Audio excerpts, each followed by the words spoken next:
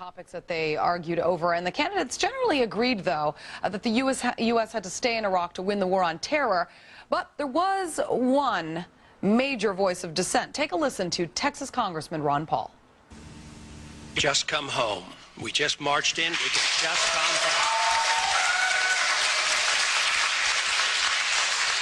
We went in there illegally. We did not declare war. It's lasting way too long. We didn't declare war in Korea or Vietnam. The wars were never really ended. We lose those wars. We're losing this one. We shouldn't be there. We ought to just come home because it's... All right, so some boos and cheers there. We're now joined live by Congressman Paul. Thank you so much, Congressman, for coming on. Thank you. Good to be with you. Just come home. That was your message. You got a big cheer, a few boos. Your fellow candidates obviously disagree with you, saying that it's not a practical solution. Is it? Well, it's not practical to stay. It wasn't practical to go in. It had nothing to do with our national defense. It had nothing to do with terrorism. There were no al-Qaeda there. They're over there now, so the longer we're there, the greater the number of al-Qaeda there are in Iraq. So it doesn't make any sense. It's very impractical. And I think the Constitution is practical, that we should, as a country, never go to war unless it's declared.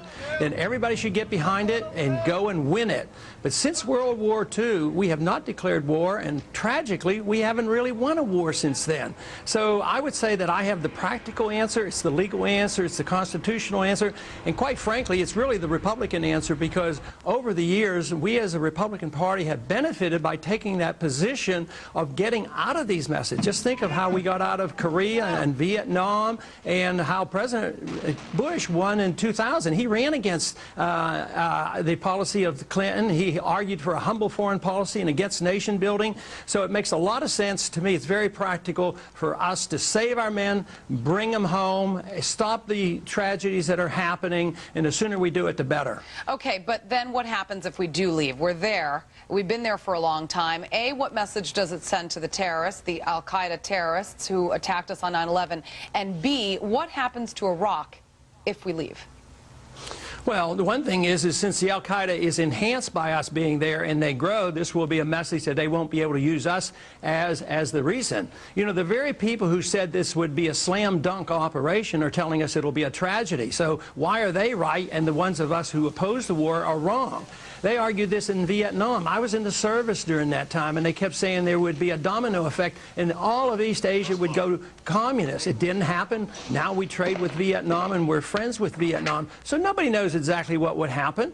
It may be much better than we dream, but if we stay, we have our men lost, and it doesn't help us, and we can't even afford it anymore. We can't even fight this war without borrowing money on a daily basis from China. So eventually, this is going to end. I just want it to end when it isn't so bad and it's not so tragic. And the sooner we do it, the better it is for us. All right, a viewer email, Mark Joannis writes, yes or no, please no bloviating. Do you believe that the 9/11 attack on the World Trade Center was an inside job? Well, the answer is no, if they mean by inside job that our government did, made it happen. No, I don't believe that.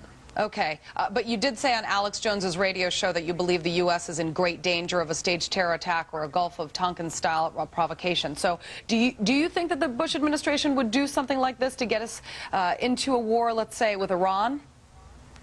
No, I don't, but I talk about that because, you know, the Gulf of Tonkin was an episode that was used to get us into war. If an accident happens over there and it's blamed, let's say Osama bin Laden stages something and he blames it on Iran, this will be an excuse for us to expand the war in Iran. So I think this is very, very dangerous because a lot of people, even, in the Republican Party, are quite willing to use a nuclear first strike on Iran. So I think this is a very, very dangerous situation that we're in. So no, I don't think President Bush is planning this, but I think 9/11 was certainly used as a reason to go into Iraq, and Iraq did not have weapons, and it had nothing to do with 9/11. So they use events, they don't stage the event, but they use it to do the things that they had already planned, and the Iraqi war has been planned for a long time. Okay, Alex Jones, though, as you know, and I know that you don't believe there's a conspiracy theory, he does believe that the Bush administration is behind the horrible events events of 9/11. I have an interesting question for you regarding why you associate yourself with this guy. So I want your answer after we come back. So viewers, stick around. Thanks for all the emails. We've got much, much more with the congressman.